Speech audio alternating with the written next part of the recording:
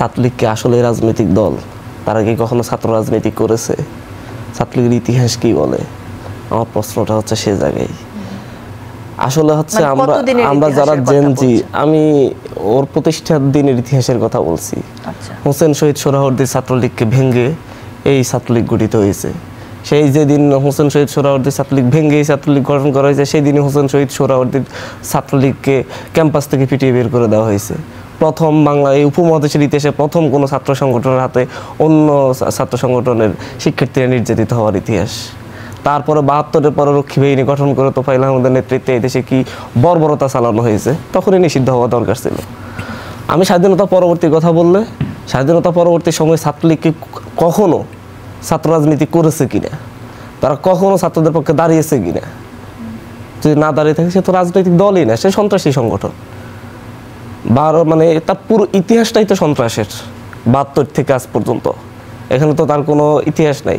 ৯০-এর গণ-অভ্যুত্থান নিয়ে কথা বলো, ৯০-এর গণ-অভ্যুত্থান তো ছাত্র দলের করা, এবং হচ্ছে ছাত্র ইউনিয়ন বাম দলগুলোর করা।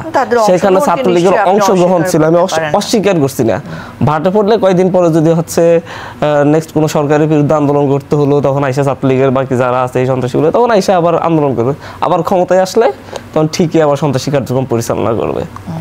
এই বিষয়টা ছাত্রলীগ রাজনৈতিক দল হলে তাহলে তাকে বিরাজনীতিকরণের প্রক্রিয়া হিসেবে আমরা মনে করতে পারতাম।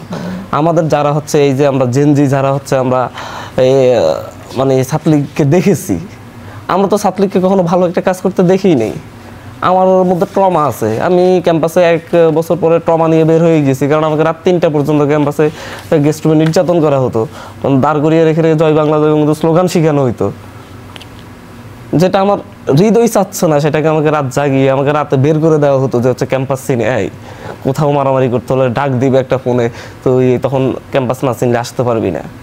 এগুলো আমাদেরকে সন্ত্রাসী বানানোর কারখানা হচ্ছে বাংলাদেশ ছাত্রলীগ। একটা ভালো ছেলে, ভদ্র ছেলে, মেধাবী ছেলে ক্যাম্পাসে আসে, সে পরবর্তীতে সন্ত্রাসী হয়ে বের হয়।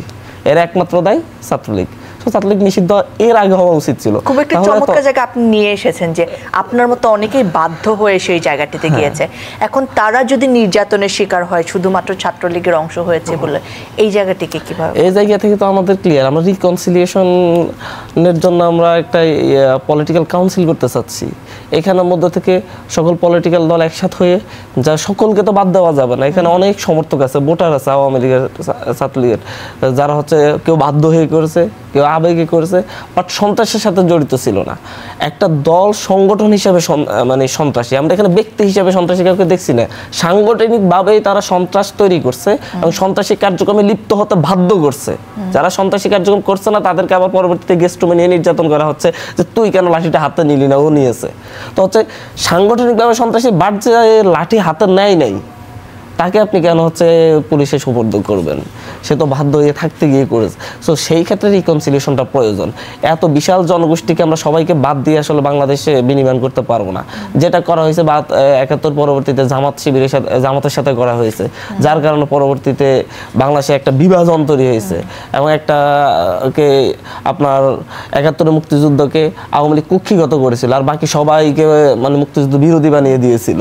অথচ হচ্ছে সেখানে দল মত নির্বিশেষে সকল মানুষ যোগদান করেছিল। ঠিক একইভাবে ২৪-এর গণঅভ্যুত্থানে এই মানে সন্ত্রাসী না এমন ছাত্রলীগে অনেকে অংশগ্রহণ করেছে, এবং তাদেরকে রিকনসিলিয়েশনের আওতায় তাদেরকে সমাজের মূলধারায় ফিরিয়ে আনতে হবে। আওয়ামী লীগের অনেকেও আমাদেরকে সাপোর্ট দিয়েছে, আমি যারা হচ্ছে তৃণমূল পর্যায়ে, তাদেরকে রিকনসিলিয়েশনের আওতায় আনতে হবে। বাট যারা সন্ত্রাসী কার্যক্রম করেছে তাদের কাউকে ছাড় দেওয়ার সুযোগ নেই, তাদের প্রত্যেককে বিচার হতে হবে, বিচারের পর আস্তে আস্তে সমাজের মূলধারায় আসুক। ধন্যবাদ আপনাকে।